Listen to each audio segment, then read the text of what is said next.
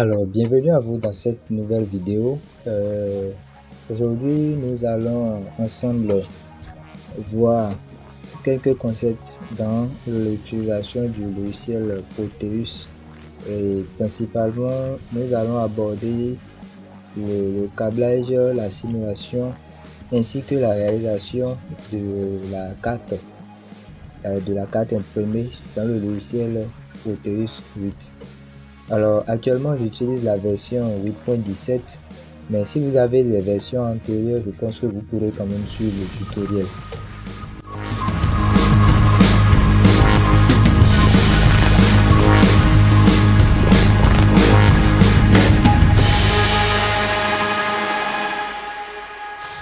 Alors pour commencer, nous allons rentrer dans le logiciel Proteus et créer en fait un nouveau projet.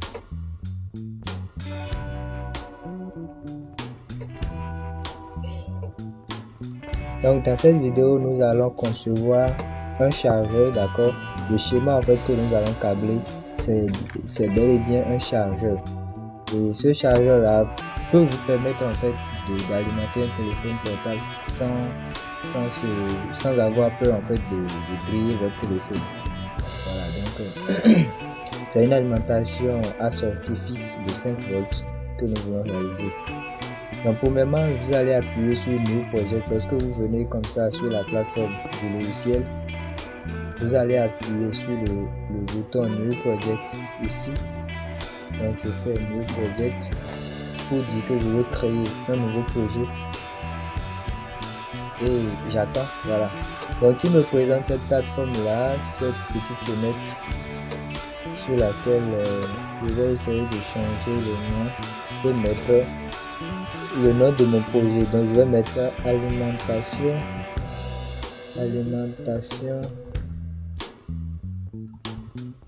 fixe 5 volts.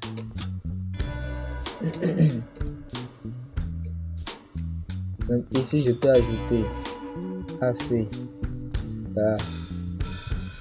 Bon, je supporte pas les barres, je mets AC/DC et j'enregistre. Je fais next, finish. Alors lorsque je viens là, vous avez votre plateforme de la page schématique capture, comme vous pouvez le lire en haut à gauche là qui s'affiche. Et donc la première des choses à faire, c'est de pouvoir choisir les composants. Donc vous devez aller chercher maintenant les composants dans je vais dire au magasin, si je peux m'exprimer ainsi. C'est un peu comme si j'allais au magasin de composants pour chercher les composants dont j'ai besoin pour réaliser mon système. Du coup, qu'est-ce que je vais faire? Je viens ici, là où il y a le bouton P là. Donc j'appuie dessus. Soit vous pouvez également appuyer sur la touche P de votre clavier, c'est la même chose. Donc P qui veut dire Pick Device. Donc choisir en fait des composants. Donc dans Pick Device, je vais choisir les composants dont j'ai besoin. Et si par hasard, peut-être pendant la réalisation, j'oubliais un composant, si j'ai oublié quelque chose, je peux revenir chercher à tout moment.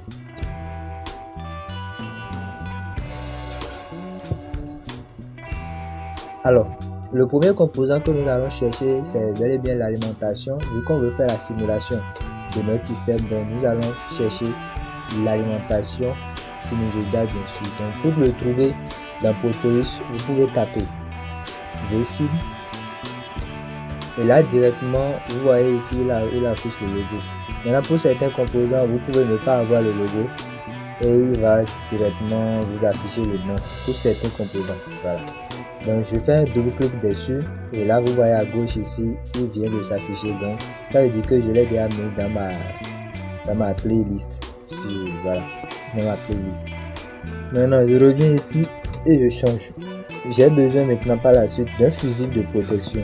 Donc je mets fuse, vu que c'est un logiciel en anglais, la plupart des noms sont en anglais.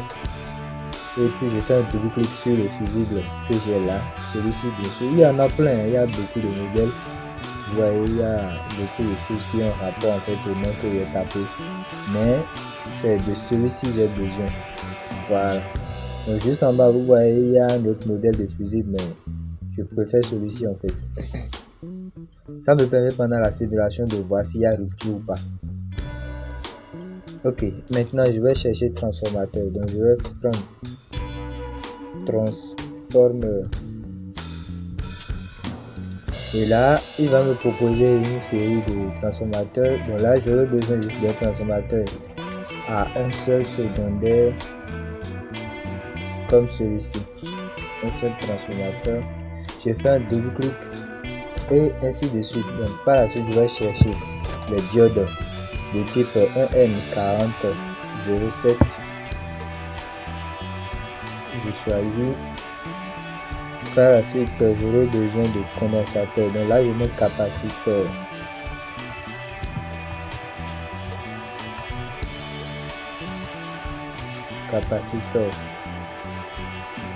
Voilà. Bon, pour les condensateurs, j'aurai besoin en fait de deux types. Ok. Par exemple, j'aurai besoin de j'aurai besoin d'un condensateur de 47 microfarad. Donc je fais 47 U et là je vais chercher dedans. Ici je suis en train de trouver un condensateur de 47, donc je cherche dedans. Là j'ai un 47 de 10 volts, là j'ai un 47 de 16 volts. Je clique. Ensuite j'aurai besoin d'un autre condensateur de 1000 microfarad. Je le choisis. J'aurai également besoin d'un autre de 10 nanofarad ou de 100. Je prendrai un de 100.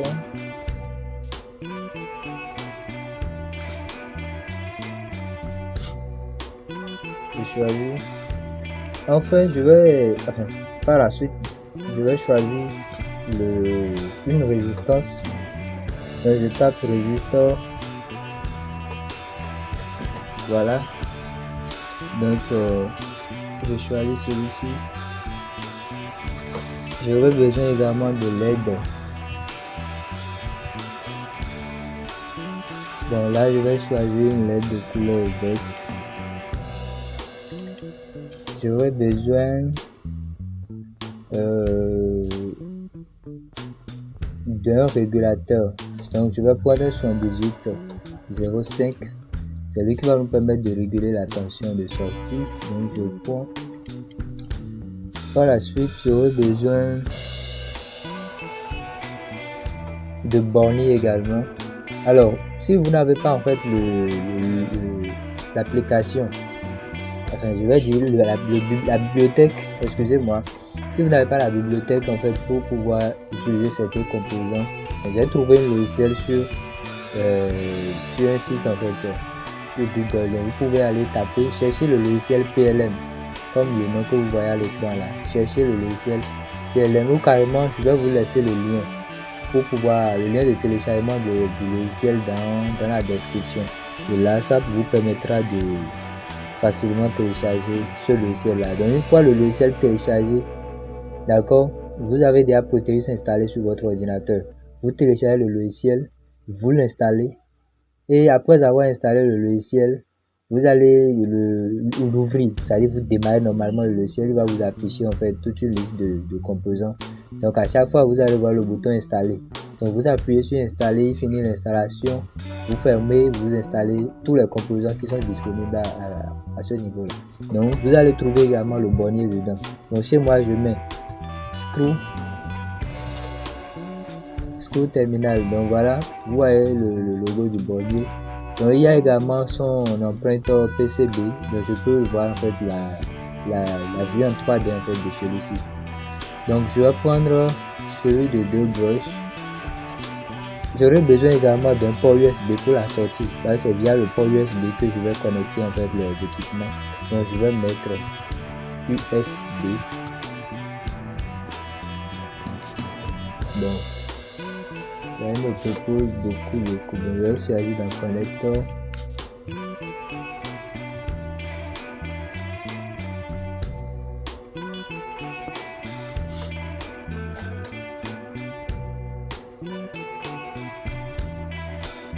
je choisis. Ok, bon apparemment je pense que je n'ai pas oublié quelque chose. Ce qui est sûr, s'il y a quelque chose que j'ai oublié, je vais revenir chercher. Mais là j'appuie sur le bouton échappe, soit je ferme la fenêtre avec la flèche. Et voilà. Je vais maintenant essayer de préparer mon plan de travail. Donc je vais dans cette sheet size. Je tape cette sheet size et puis je mets ici ma valeur. Je vais mettre bon 15 par 10. Ok, voilà, j'ai 15 par 10. Maintenant je zoome en fait dans le cadre de travail et là je vais placer maintenant les composants. Donc lors de l'installation, je vais suivre en fait l'ordre que je vais utiliser pour pouvoir positionner chaque équipement.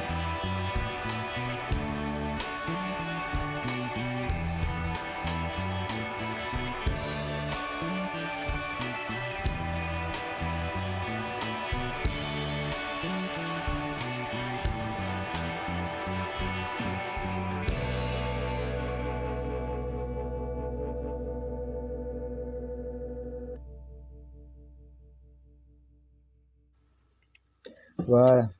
Donc maintenant qu'on a positionné en fait, on a implanté chaque composant, on va essayer de faire maintenant les connexions en fait. J'espère que vous me suivez jusque là. Voilà. Donc on va commencer par la partie puissance. On connecte. Faites exactement ce que vous voyez sur votre écran.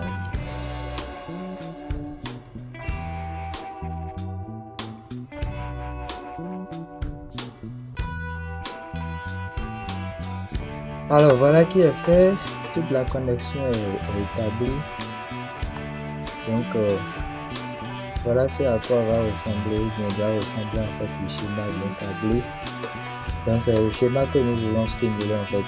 Donc par la suite maintenant, pour s'assurer en fait que tout marche très bien, on va configurer les composants à chaque niveau.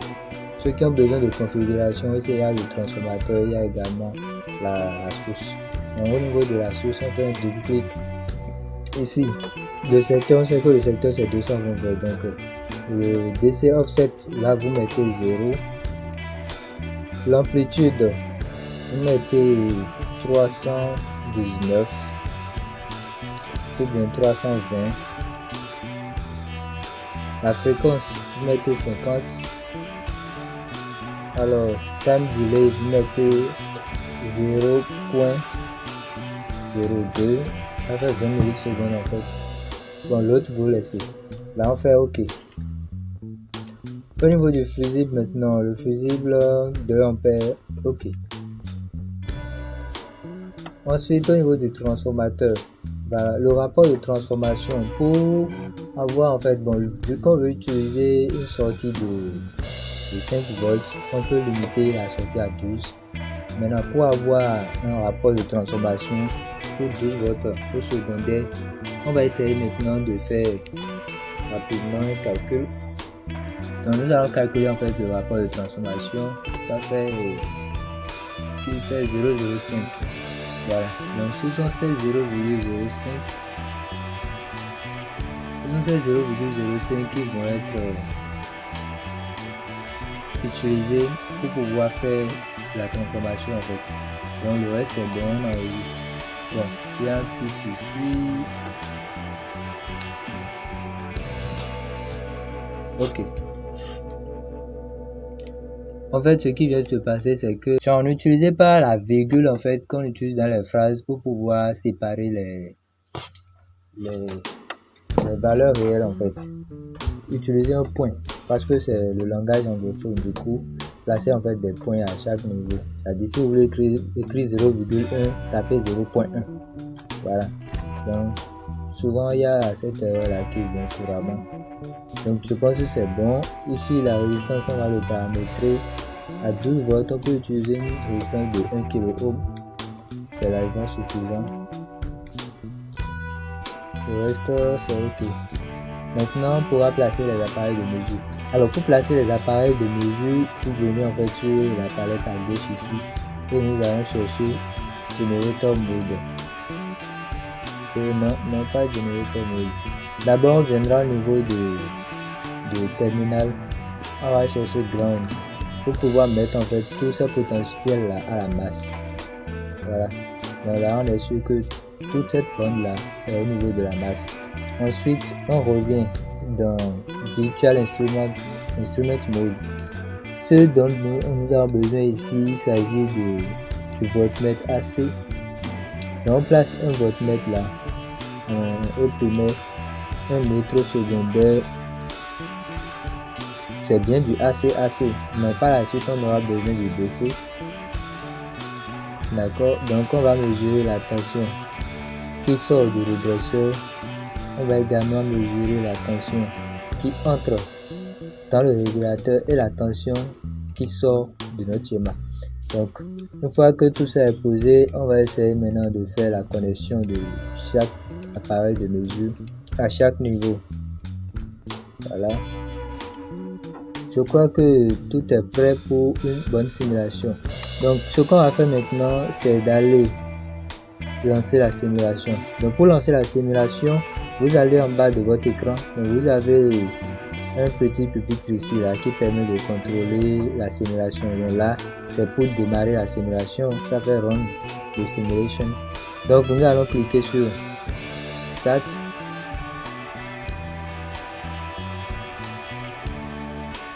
Et puis à voir qu'il nous présente en fait des messages d'erreur.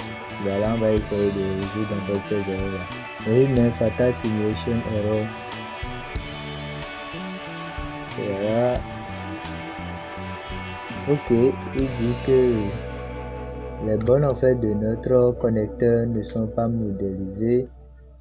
Ok, bon, on va pas trop se prendre la tête. Je vais essayer d'enlever d'abord le connecteur USB qu'on a ici et relancer la simulation, histoire tout au moins de s'assurer que notre schéma fonctionne, parce que lui, son rôle en fait intervient principalement dans dans la réalisation du PCB et de la carte en fait. Donc on va relancer la simulation et voilà, maintenant je pense que c'est ok. Donc au primaire nous avons 225 volts qui entrent dans notre transformateur. Et au secondaire, nous avons une tension de 9,5 volts environ.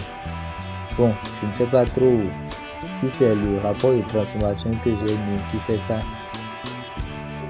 Mais bon, ça peut arriver, hein, ça peut arriver parce que j'ai mis 0,05 alors que normalement c'est quelque chose de 0,054. Donc si j'essaie en fait de changer, je vais ajouter le 4 pour voir ce que ça donne. On relance.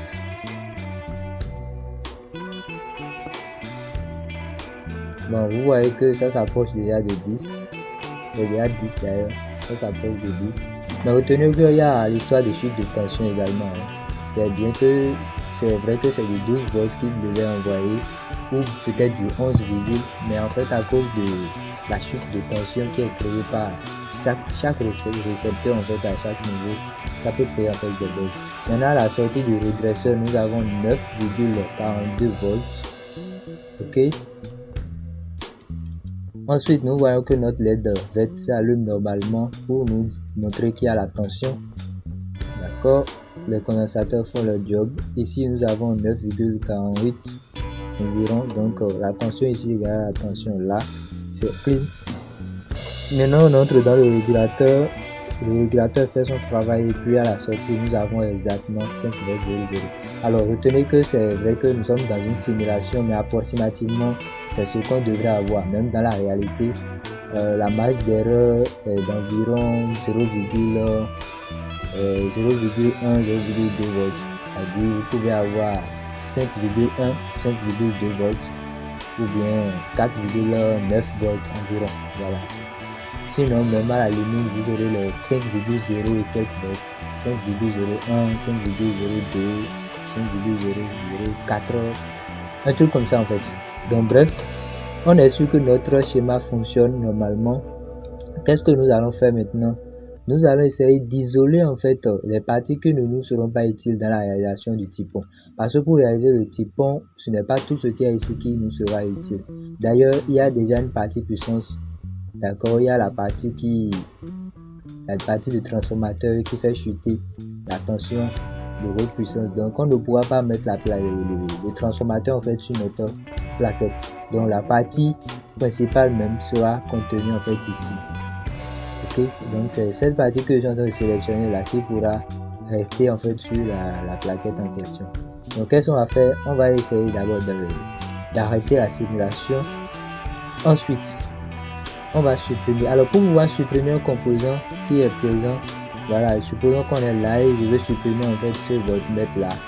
Vous appuyez deux fois, vous faites un double clic avec le bouton droit de votre souris. Donc vous faites un double clic droit. D'accord, un double clic droit. Donc je fais la même chose ici, même chose, même chose, même chose.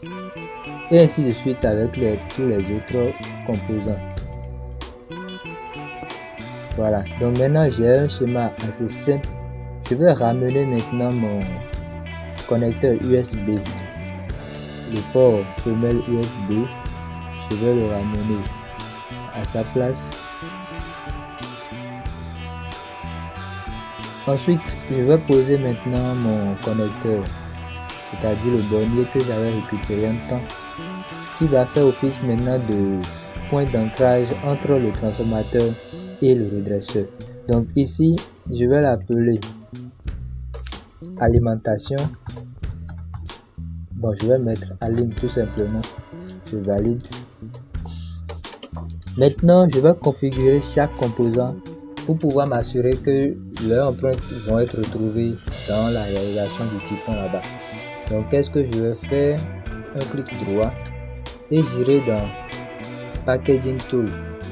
Donc, une fois ici, si je n'ai pas en fait l'empreinte que je veux à ce niveau-là, je vais chercher maintenant ici. Mais là, avec ces composants, je pense que c'est OK. Donc là, je peux retourner tout fermer. Maintenant, pour le condensateur de 1000 microfarad, je sais que le condensateur, c'est un condensateur chimique. Donc, je vais dans Packaging Tools. Le modèle que j'ai ici, ça ne me plaît pas du tout. Je vais chercher. Donc, je vais d'abord effacer ce qui est là. Je vais faire Add. Et là, je vais chercher maintenant capaciteur. Capaciteur. Donc une fois capaciteur trouvé, je vais fouiller dedans le modèle en fait qui me plaît. Et c'est un condensateur chimique, donc c'est le modèle circulaire que je vais chercher.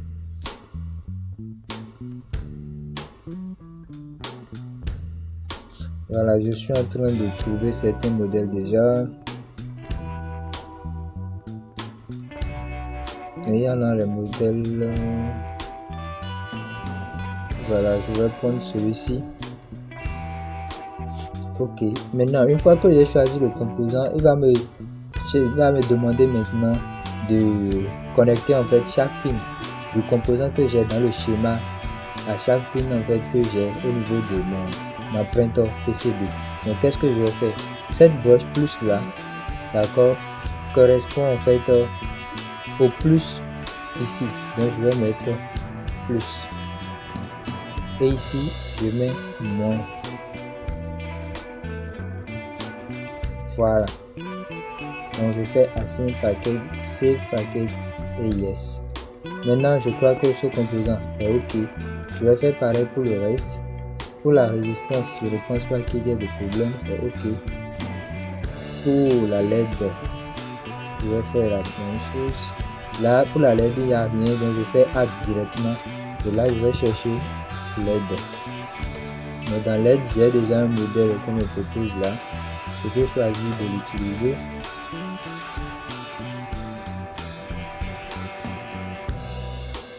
Donc ici au niveau du A, vous voyez il y a A, ici aussi il y a un autre cathode, ici il y a un autre cathode, donc je vais les relier, je mets anode là et en bas je mets cathode.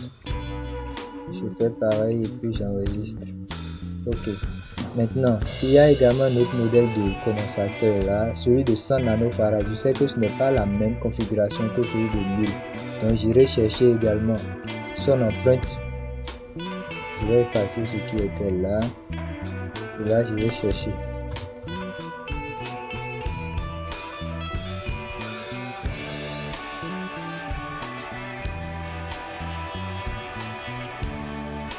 Donc voilà.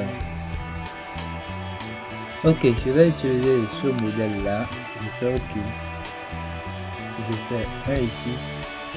Et là, je fais 2. Donc suivez juste en fait le numéro qui est ici. Vous devez marquer chaque numéro en fait. Ici on a le 1 qui va correspondre au 1. Le 2 qui va correspondre en fait au 2. Il peut arriver que vous ayez 1, 2. Et que ici vous avez peut-être anode cathode. Donc vous devez vous assurer que le 1 soit peut-être lié à l'anode et le 2 soit peut-être lié à la cathode. Mais ça doit suivre en fait l'ordre des choses. Voilà, donc maintenant que c'est bon, je valide. Je vais chercher maintenant pour le reste. Celui de 47 microfarads, c'est un condensateur chimique. Ce n'est pas un condensateur céramique. Et donc, je vais effacer le modèle qui est là. J'ajoute.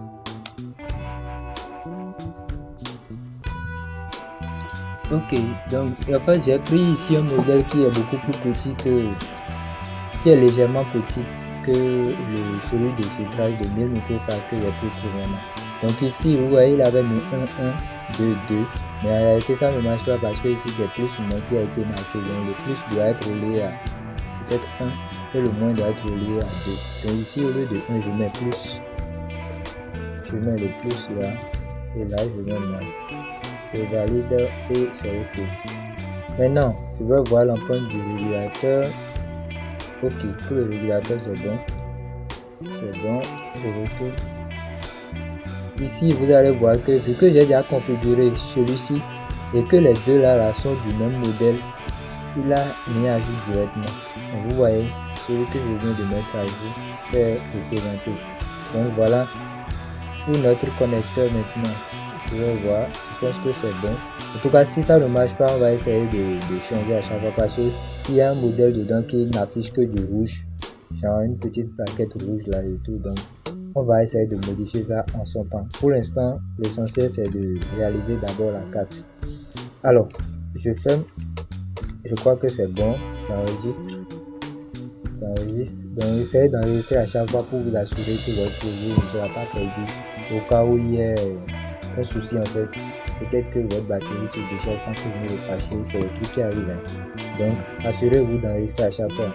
Alors moi la stratégie que j'utilise c'est d'aller en fait, même si je ne peux pas totalement me fier à ça, je vais dans les paramètres du système. Donc je viens ici dans système setting et juste en bas là vous voyez mais auto save intervalle minute. Donc en fait le temps d'enregistrement automatique est prévu pour 3. C'est-à-dire c'est le minimum en fait, on ne peut pas aller en dessous. Donc chez moi ici, dans chaque 3 minutes, je fais un enregistrement du moins automatique. Voilà. Donc je fais OK. Maintenant je viens appuyer sur ce bouton là. Vous voyez le bouton où il y a une sorte de microcontrôleur là en rouge. Et quand vous pointez le curseur dessus, il vous affiche PCB Layout. Donc je clique dessus. Un simple clic, hein. Vous cliquez dessus. Voilà, il va vous afficher une nouvelle fenêtre. Donc je ferme ça ici. Il vous affiche une nouvelle fenêtre. Donc à côté de schématique capture, il y a maintenant PCB Layout. Et sur cette fenêtre là, vous viendrez ici. Vous appuyez en fait sur Component Mode. Le petit composant là, le symbole qui ressemble au symbole d'un AOP là. Vous venez dessus. Et donc il va vous afficher ici la liste des composants que vous avez utilisés, en tout cas ceux que vous avez configurés en fait dans votre schéma de l'autre côté. Maintenant s'il y a un composant qui n'est pas validé, vous allez voir qu'il va afficher une croix sur ce composant là pour dire que ce n'est pas encore bon, il n'a pas été retrouvé, on ne peut pas le placer dans ce PCB là. Mais ici, vu qu'il n'a rien affiché, ça veut dire que c'est bon, je peux placer tous mes composants sans souci. La première des choses c'est de placer déjà l'emplacement. Et on revient sélectionner maintenant une surface. Alors, pour pouvoir être un peu libre dans votre travail, vous pouvez sélectionner une grande espace d'abord. Une fois que c'est sélectionné, vous positionnez vos composants et vous essayez maintenant de les ajuster normalement pour éviter en fait que les composants soient trop éparpillés. Il ne faudrait pas qu'ils soient également trop serrés non plus, qu'ils soient en fait dans les normes, et les composants qui doivent dégager la chaleur comme le régulateur doivent rester un peu éloignés des autres composants, légèrement. Voilà, pour éviter de les chauffer également. Donc, nous allons commencer par positionner les composants. Donc, je vais zoomer en fait sur ma carte. Voilà. Donc, je retourne en fait dans Component Mode et je vais positionner maintenant mon bornier pour commencer. Mon bornier, je le mets en bas là. Ok, je le positionne là à l'extrémité. On peut dire que c'est l'entrée en fait, c'est par ici que les deux fils qui sortent du secondaire du transformateur vont passer pour l'entrée. Ensuite, je vais positionner mes diodes d'abord parce que c'est le pont qui suit dans le schéma. Donc, pour éviter de gaspiller en fait de l'espace, je vais les positionner comme ça. Alors, je vais faire une rotation de 180.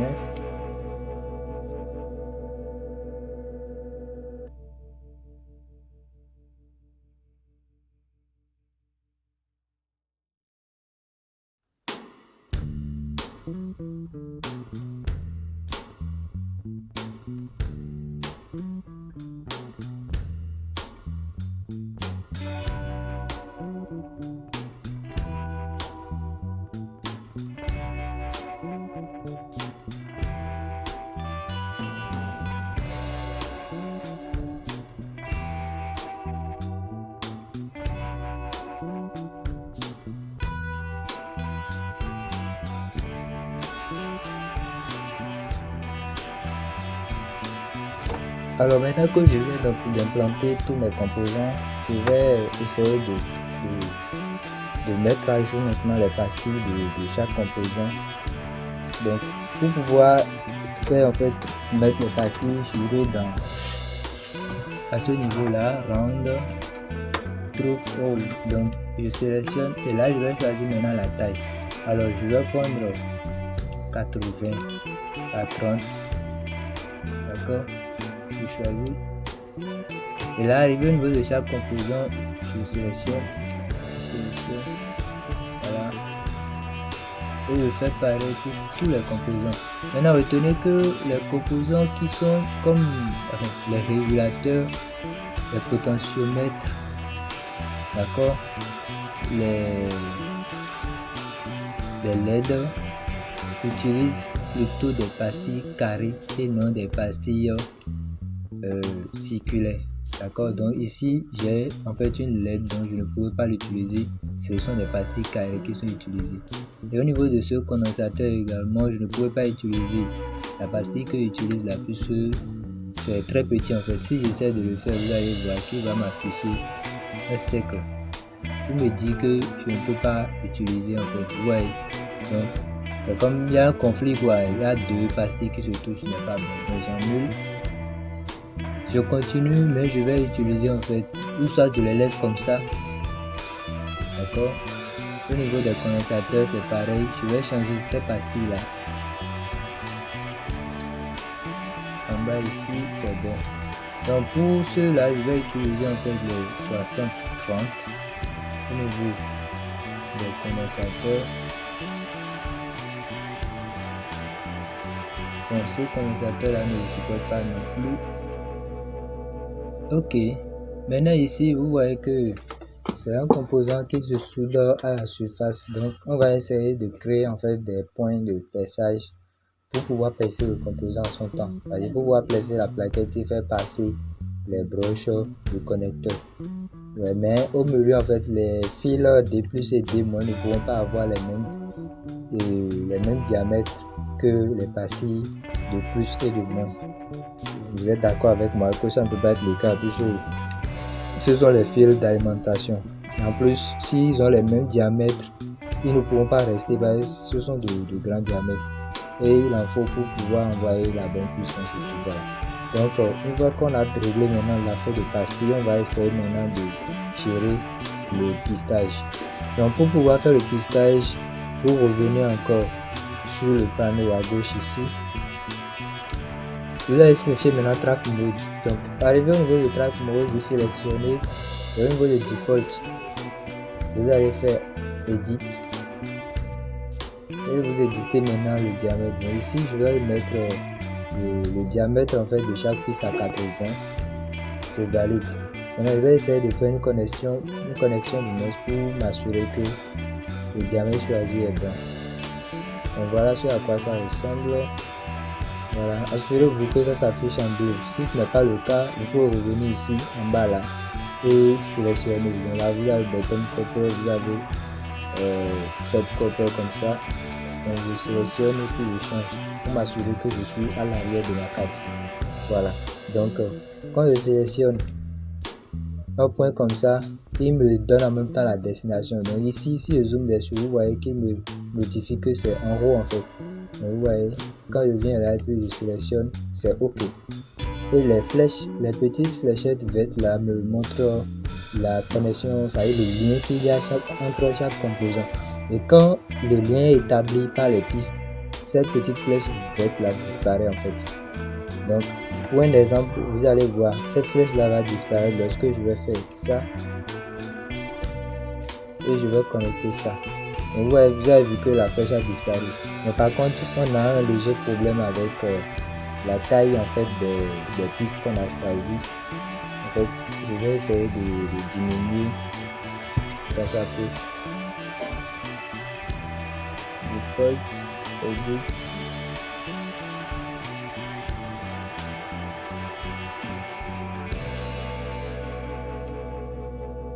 Voilà, donc je vais revenir à 70. OK, à 70 c'est bon. C'est bon. Maintenant, ici je relis.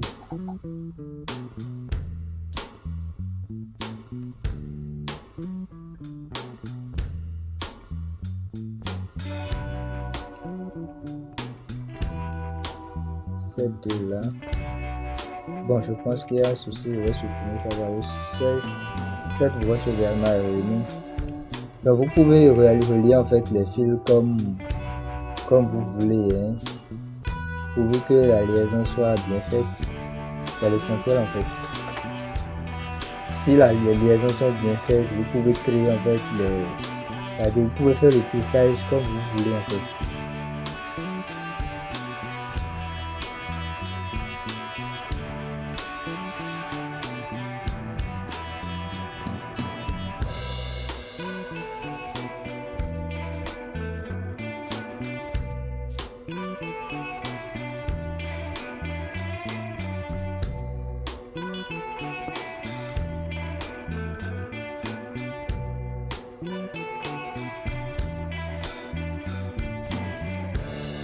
Alors comme vous pouvez le constater, je viens de terminer en fait la réalisation des pistes. Je viens de réaliser toutes les pistes. Et vous voyez en fait un fil vert là qui est toujours présent. Mais en réalité, je peux dire que j'ai déjà terminé en fait la connexion. Parce que ici vous voyez ce point là devrait être connecté avec ce point-ci. Vous voyez. Mais j'ai préservé en fait une piste qui vient s'arrêter ici avec une pastille et un second ici de manière à faire un jump en fait lors de la réalisation de la carte. Je dois pouvoir faire un saut pendant la réalisation de la carte. Maintenant, ici j'ai réalisé la connexion, donc en réalité tout est déjà fait. Alors, la partie suivante maintenant, c'est de réduire la taille de ma carte que j'avais. Donc je vais ici. Donc je vais sélectionner diminuer considérablement la taille de ma plaquette pour m'assurer que tous les composants en fait sont sur la plaquette. Donc là, je vais essayer d'augmenter légèrement. Voilà. Donc là, je suis sûr que tous les composants sont sur la carte. Et là, si vous voulez maintenant, on va faire le plan de masse. Alors le plan de masse est quelque chose de très important qu'il faut réaliser à chaque fois parce que ça vous permet non seulement d'économiser en matériel, mais également de rendre plus performant votre système. Le plan de masse vous permet en fait de relier tout ce qui est GND dans le circuit. Par exemple ici vous voyez, quand on fouille dedans, Vous voyez là, il y a du GND. Il y a du GND. Donc tous les potentiels qui sont à la masse seront reliés et seront reliés également au vide. Parce que quand on réalise une plaquette imprimée, il y a souvent du cube vide. Et c'est après maintenant cela qu'on réalise en fait les pistes. Donc avant de faire les pistes, on va lui demander de nous réserver une bonne partie pour le GND. Donc ça permet également de rendre notre système plus performant. Alors qu'est-ce qui va se passer? Là on vient dans Tools et on sélectionne Power Plane Generator. Maintenant arrivé ici, vous allez vous assurer que c'est sur Bottom Copper au niveau de layer. Ensuite vous allez faire OK. Après avoir fait OK, vous voyez directement il nous affiche un autre aspect de la carte. Donc là vous voyez exactement que il a renversé en fait les cuves un peu partout, mais il a réservé quand même un espace vide au niveau des autres potentiels en fait. Vous voyez. Donc ici par exemple on a le VCC, le plus VCC qui sort, il y a un espace, enfin il y a d'espace en fait entre les pistes. Vous voyez. Maintenant on peut augmenter l'espace qu'il y a entre les pistes et ce plan de masse là en faisant comme ça. Regardez très bien. Supposons que je viens en fait à ce niveau là. Vous voyez, lorsque je m'approche en fait du bord, il y a des pointillés blancs qui s'affichent. Donc il suffit que je fasse un double clic sur ces pointillés là.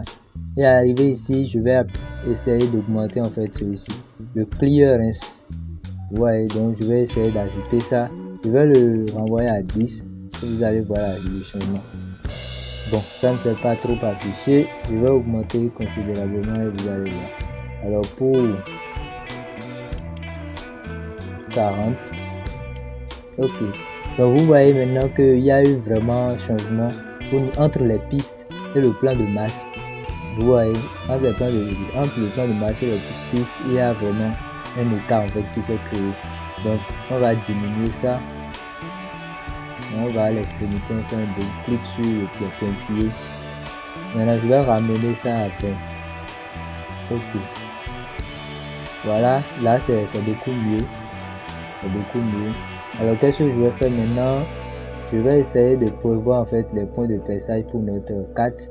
Donc j'irai au niveau des pastilles. Je vais chercher une pastille un peu grosse. Ok. Je vais positionner un là, un autre là. Donc là je suis en train d'utiliser une pastille de 100 par 45. Je pose un là aussi. Voilà. Donc maintenant que c'est bon, on va essayer d'utiliser. Enfin, on va essayer maintenant de voir sur à quoi notre carte ressemble en 3 dimensions.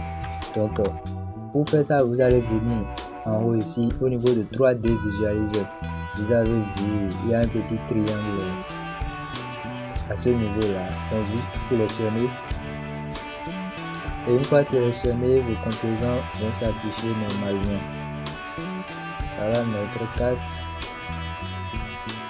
qui s'affiche comme ça.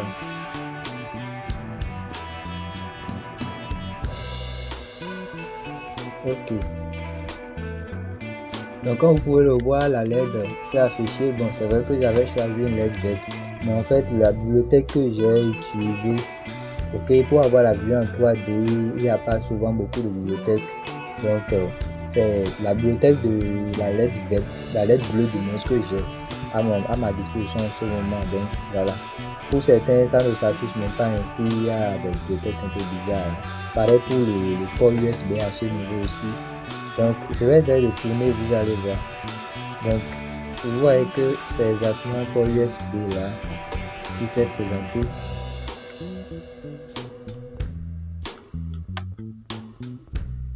D'accord, c'est un port USB femelle qui s'est présenté. Et là vous pouvez venir directement brancher.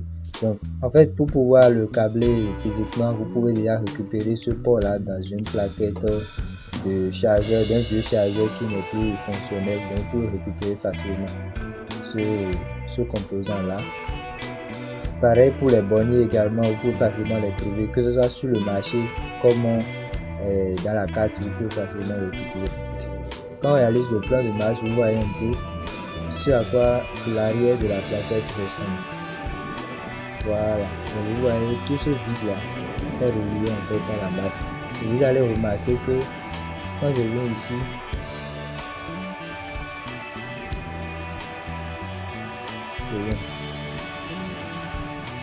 il y a un paramètre en fait.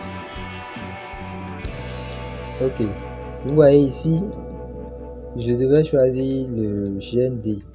D'accord, ça voudra dire quoi? Tout le vide qu'on a en fait à ce niveau là, tous les vides, les espaces là doivent être reliés à la masse.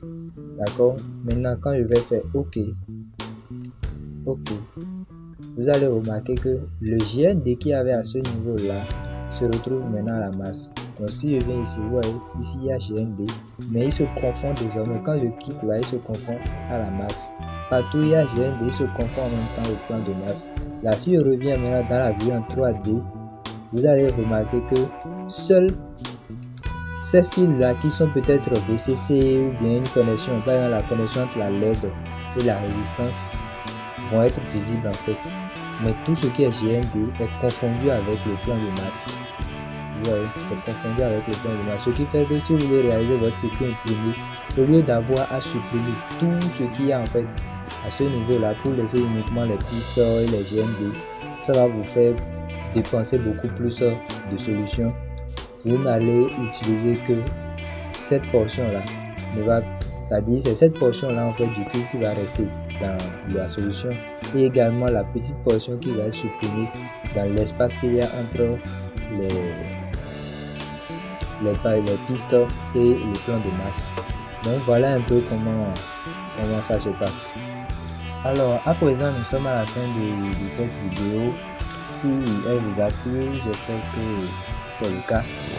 Veuillez vous abonner si ce n'est pas encore fait également, aimer la vidéo et activer la cloche de notification si vous voulez avoir en fait beaucoup plus de ce genre de contenu là. Aimez la vidéo et partagez également le lien avec vos amis, et on se donne rendez-vous pour une prochaine fois pour nos tutoriels en fait toujours sur le logiciel Proteus.